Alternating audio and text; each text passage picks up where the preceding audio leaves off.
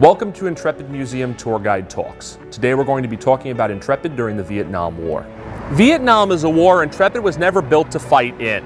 Originally constructed in 1943, by the time she sailed to Vietnam in 1966, she was 22 years old, half the size of a modern aircraft carrier, and carried planes that in many ways were obsolete by modern standards. Intrepid may have carried older planes during Vietnam, but her pilots were well trained and deadly.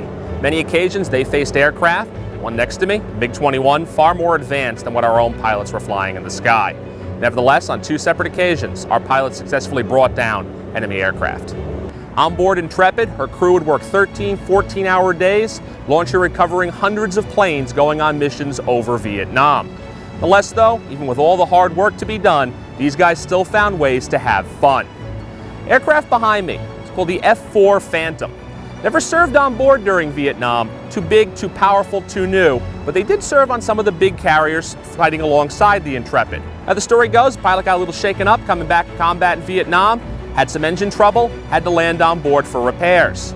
Tradition going back to World War II states that when another plane from another carrier lands on yours, in order to give it a proper send-off, it is your crew's responsibility to decorate that aircraft for them.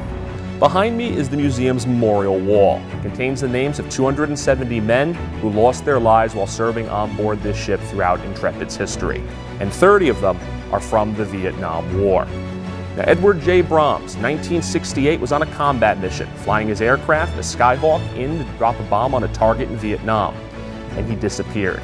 And for years, Brahms was officially listed as missing.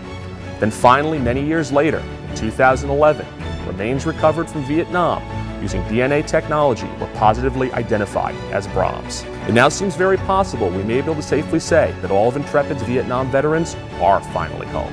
For more tour guide talks, make sure to check out intrepidmuseum.org and book your tour today.